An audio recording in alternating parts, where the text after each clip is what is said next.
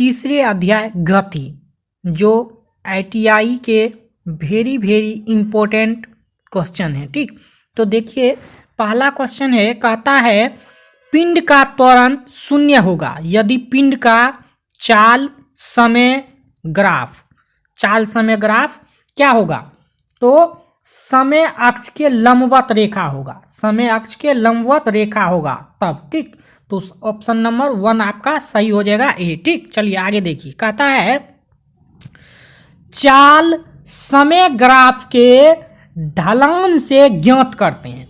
चाल जो है, चाल समय ग्राफ के ढलान से ज्ञात किया जाता है पिंड का त्वरण। क्या चीज ज्ञात किया जाता है? पिंड का त्वरण ज्ञात किया जाता है। ठीक, ऑप्शन नंबर सी आपका सही हो जाएगा। ठीक, चलिए आगे देखिए, कहता है आपको दो वस्तुएं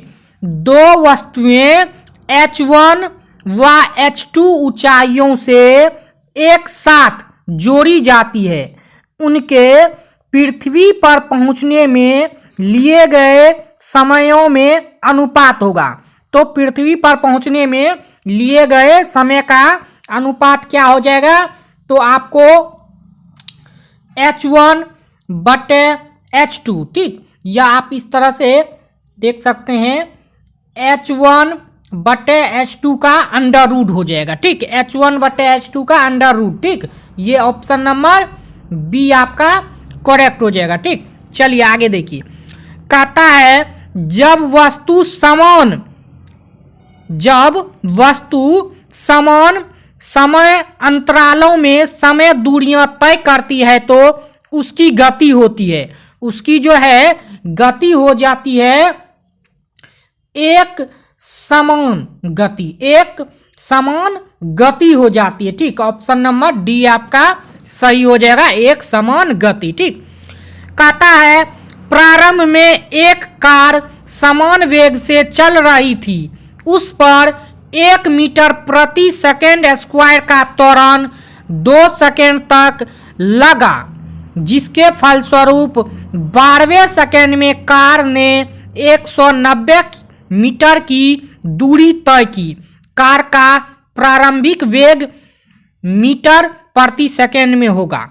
तो कार का जो है प्रारंभिक वेग मीटर प्रति सेकेंड में आपको 178.5 हो जाएगा, 178.5। ऑप्शन नंबर सी आपका सही हो जाएगा। ठीक, चलिए आगे देखिए, आगे कहता है आपको कोई पिंड विराम अवस्था से चलना प्रारंभ करता है, यदि त्वरण 10 मीटर प्रति सेकेंड स्क्वायर हो तो 10 सेकेंड में पिंड द्वारा चली गई दूरी होगी। तो 10 सेकेंड में चली गई दूरी आपका हो जाएगा 95 मीटर। कितना हो जाएगा? 95 मीटर हो जाएगा। ठीक, चलिए आगे देखिए, कहता है एक रेलगाड़ी 11 मीटर प्रति सेकेंड के वेग से चलती है, ब्रेक लगाने पर रेलगाड़ी 121 मीटर चलकर रुक जाती है। विरामावस्था में आने में समय लगेगा। विरामावस्था में आने में समय कितना लग जाएगा? तो 22 सेकेंड। कितना लग जाएगा?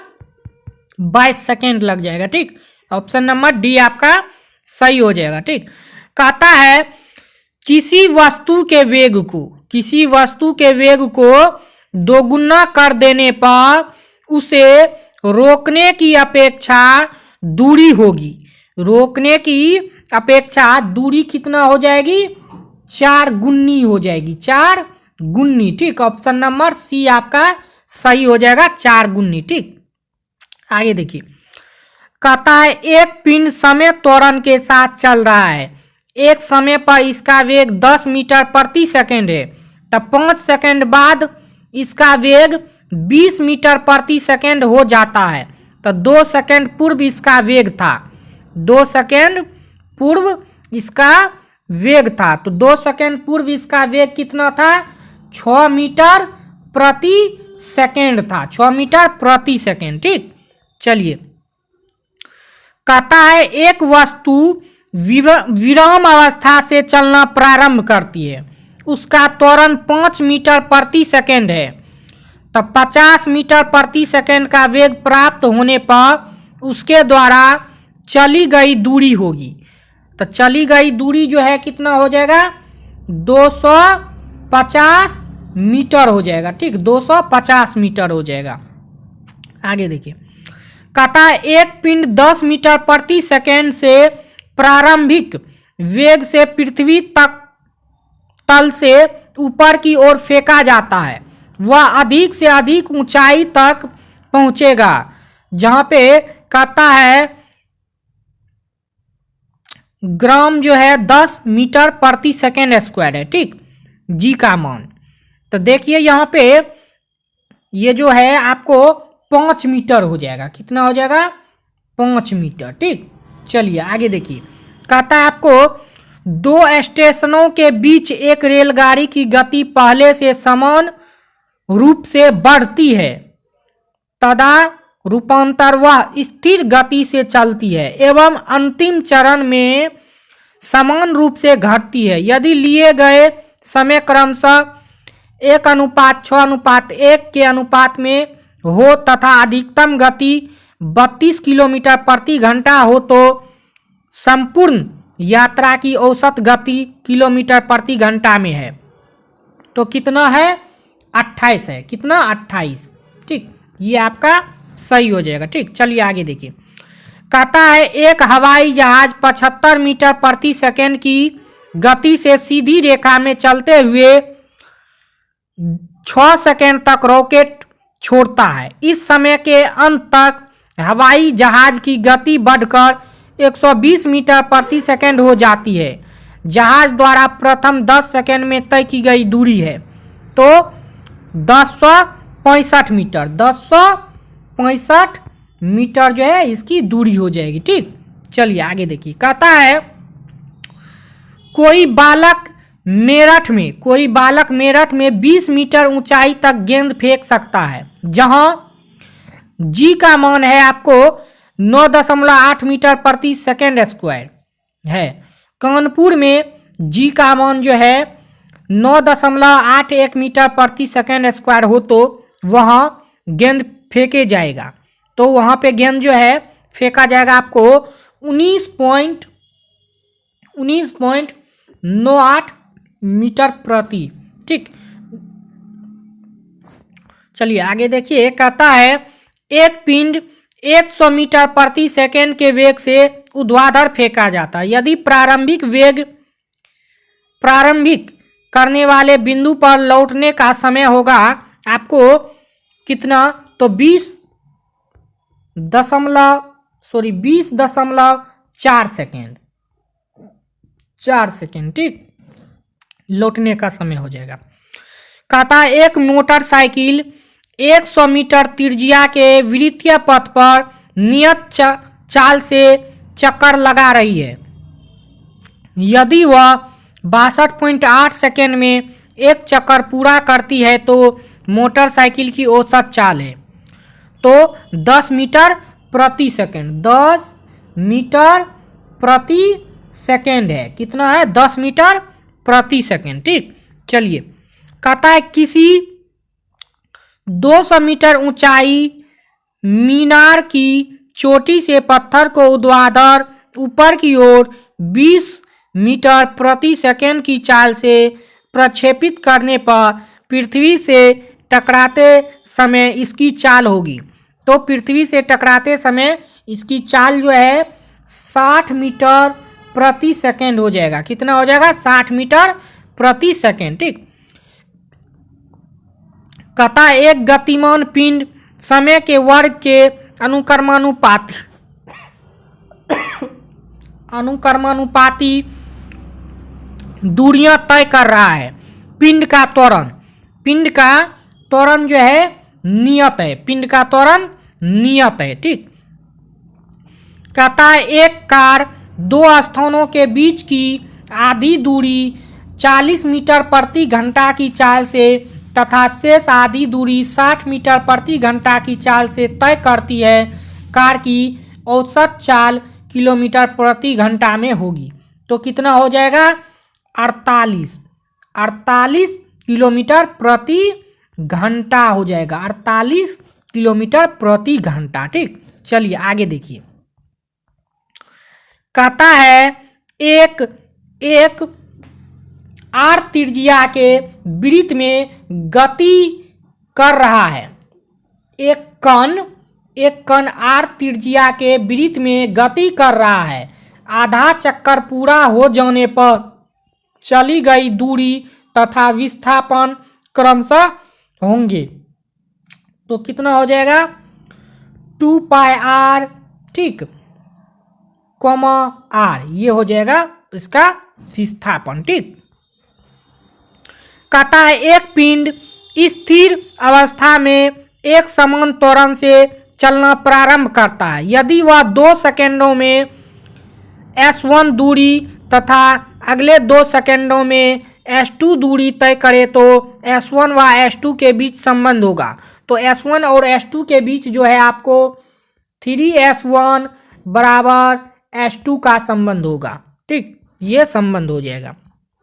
कहता है एक इलेक्ट्रॉन 5 × 10⁴ मीटर प्रति सेकंड के वेग से गतिशील है। विद्युत क्षेत्र में प्रवेश करने पर 1 × 10⁻15 मीटर प्रति सेकंड स्क्वायर का त्वरण प्राप्त कर लेता है। कितने समय में इलेक्ट्रॉन का वेग प्रारंभिक वेग का 2 गुना हो जाएगा? तो ये जो है आपको 5 × 10⁻11 सेकेंड में जो है ये प्रारंभिक वेग का 2 गुना हो जाएगा। ठीक, 5 × 10⁻11 सेकेंड में। ठीक, चलिए आगे देखिए। कहता है आपको 20 मीटर की ऊंचाई से 2 गेंदें 1 सेकेंड के अंतराल पर छोड़ी जाती है। दोनों के छोड़े जाने के 2 सेकेंड बाद उनके बीच दूरी होगी। तो 2 सेकेंड के बाद उसके बीच की दूरी हो जाएगी 24.8 मीटर।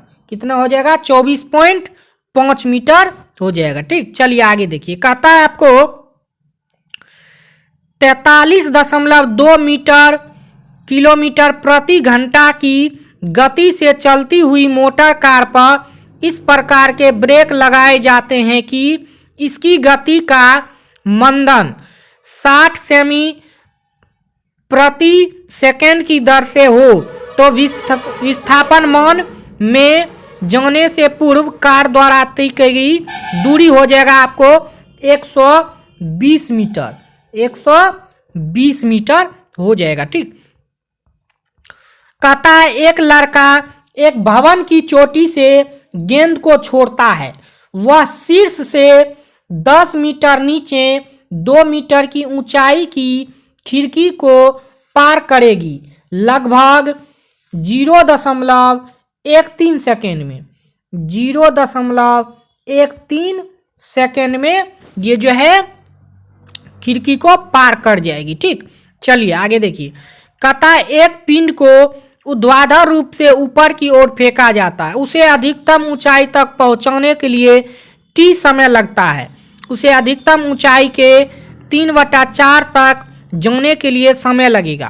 तो t/2 समय लगेगा। t/2 समय लगेगा। ठीक, कहता है गुरुत्व क्षेत्र में किसी ऊंचाई से एक गेंद विराम अवस्था में मुक्त रूप से गिरना प्रारंभ करती है और आधी दूरी t सेकेंड में तय कर लेती है। तो इसे शेष आधी दूरी तय करने में लगा समय होगा। तो शेष आधी दूरी तय करने में लगा समय आपका हो जाएगा √2 - 1 t second. Option number C आपका सही हो जाएगा। ठीक, √2 - 1 t सेकेंड। कहता है एक वस्तु एक समान वेग से चल रही है, इसका त्वरण होगा। एक वस्तु है जो एक समान वेग से चल रहा है तो उसका त्वरण हो जाएगा 0। ठीक, 0 हो जाएगा। चलिए नेक्स्ट एंड लास्ट क्वेश्चन है आपके होम स्क्रीन पे। कहता है एक चिकने तन समतल पर कोई पिंड विराम अवस्था से 4 सेकेंड में कुछ दूरी तय कर सकता है। तो उसकी आधी दूरी तय करने में लगा समय होगा। तो आधी दूरी तय करने में लगा समय हो जाएगा 2√2 सेकेंड। कहता एक गेंद को भवन की छत से गिराने पर गेंद को जमीन पर पहुंचाने में 3 सेकेंड लगते हैं। गेंद के पृथ्वी की ओर त्वरण 10 मीटर प्रति सेकेंड है तो भवन की ऊंचाई है। भवन की ऊंचाई यहाँ पे जो है नहीं 40 मीटर होगा, नहीं 20 मीटर होगा, नहीं 30 मीटर होगा, इनमें से कोई नहीं। तो ऑप्शन नंबर डी आपका सही हो जाएगा। ठीक, चलिए तो इस वीडियो पार्ट में हम देखे 31 ऑब्जेक्टिव को। ठीक, नेक्स्ट पार्ट में फिर मिलते हैं आपके साथ। आज के लिए इतना ही। जय हिंद, वंदे मातरम।